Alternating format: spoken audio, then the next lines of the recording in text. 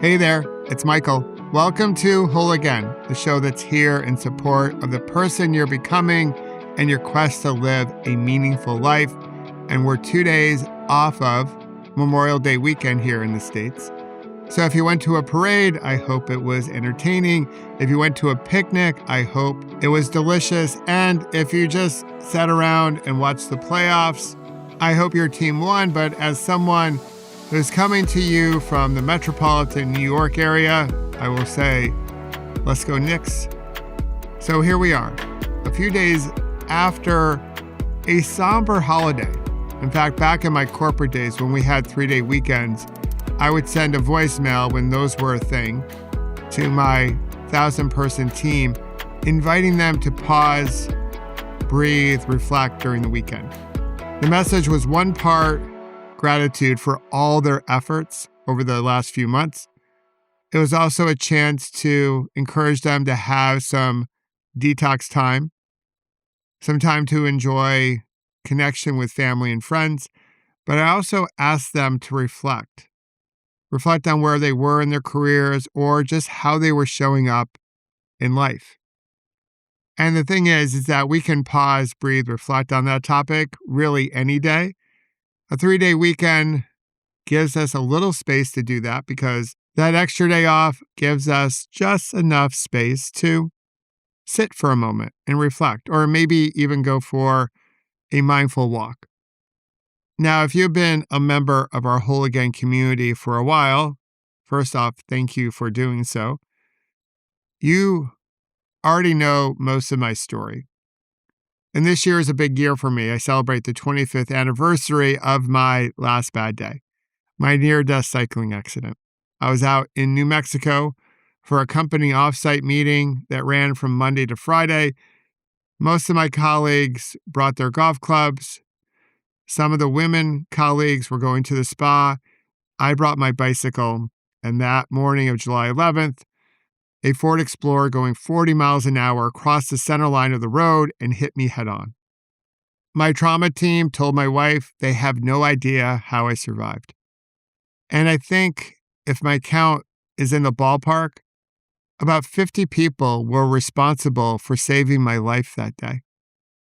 When the call to 911 was made, there was no pre-certification questions. They didn't ask me who I voted for, who I loved, where I was from, how much money I had, if I prayed, none of it. They simply answered the call and came. They showed up to a perfect stranger, and they saved my life.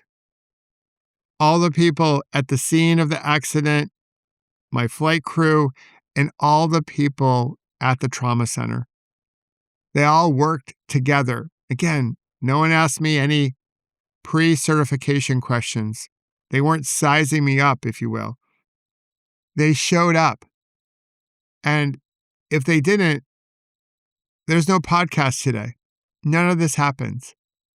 And over this weekend, I've been thinking about those that we honor over the Memorial Day holiday and how they stood up for people they never met, complete strangers, people in towns where they've never been before, with lives they would never know, speaking different languages, having different customs, praying to different gods, and they gave everything that they had. They gave their lives for their safety, their freedom. It's the ultimate act of standing up for other people. And we generally do a pretty good job of having ceremonies and parades, having TV specials honoring our fallen heroes. But the next day, what do we do? Or in this particular case, because this episode is being released 2 days after Memorial Day, what do we do 2 days from Memorial Day? Do we go back to our same behavior, that behavior that happens to be dividing us, not helping us come together? Or does sharing a Memorial Day holiday give us a reason to think differently about how we might stand up for each other?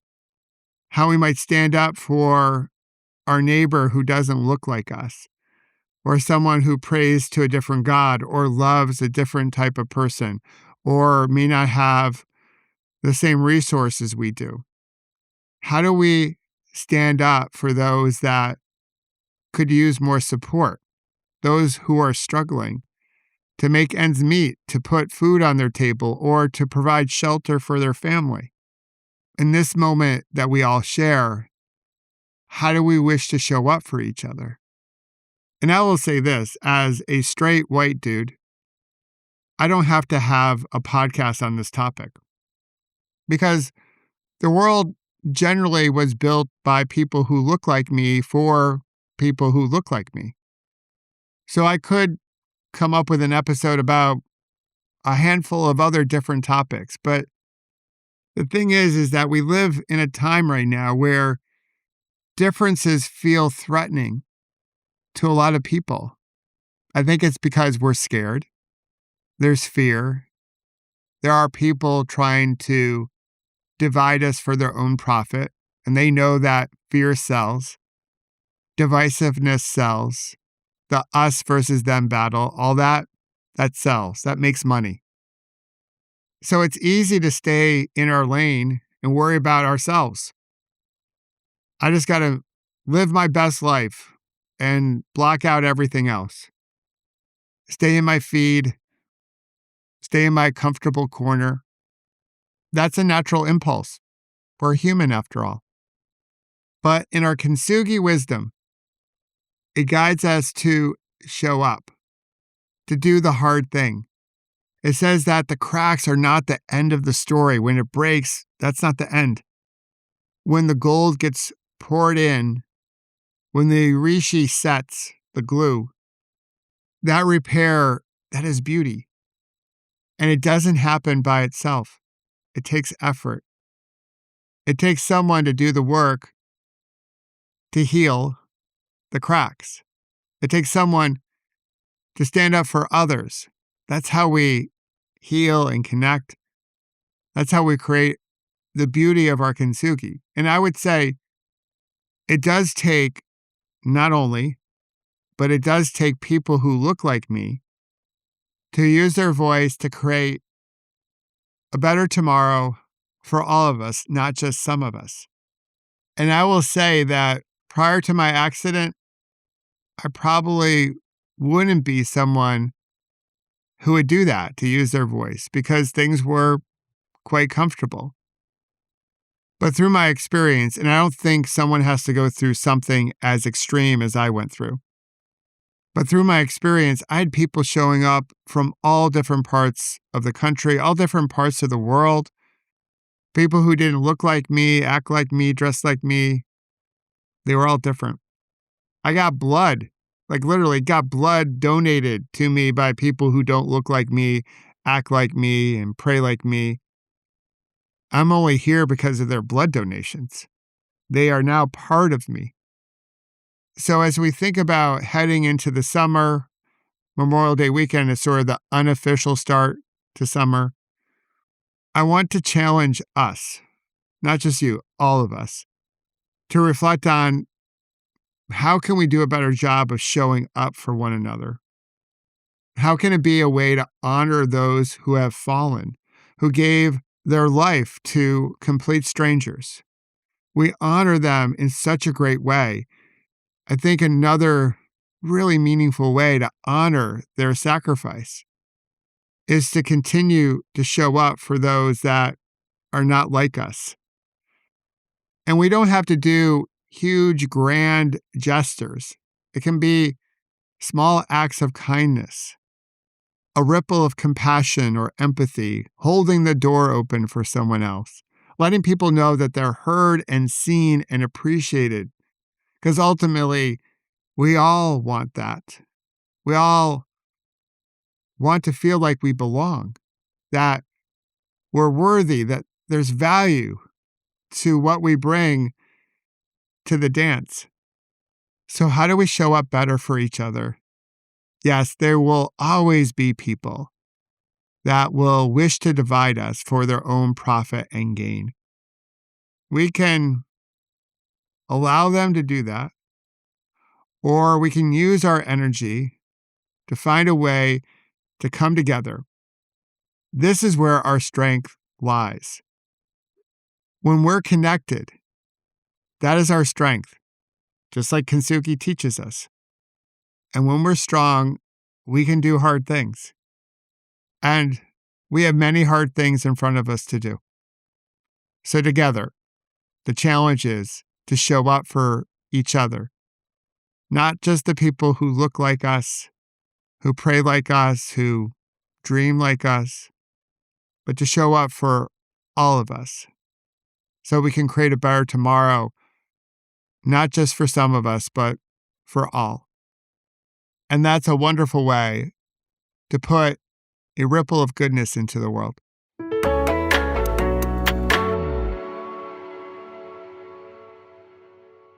As always, thank you for listening and being part of our community. If this episode resonated with you and you think someone else might enjoy listening to it, I hope you'll share it with them. I also hope that you'll tune in tomorrow for our next episode of my new series that I'm calling A Perfectly Imperfect Union. I'm talking to 102 people across all 50 states and the District of Columbia on their reflections as America turns 250. And until then, let's celebrate our scars as golden symbols of our strength and resilience. And don't forget to have fun. Storm in the castle.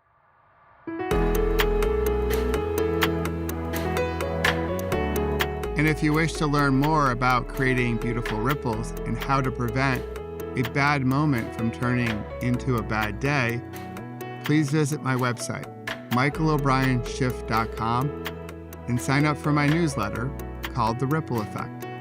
And join us each Monday, Wednesday, and Friday here at Whole Again and discover how you can heal, grow, and become more resilient. And celebrate our scars as golden symbols of strength and resilience. Until then, remember, you can always come back to your breath. You've got this, and we've got you.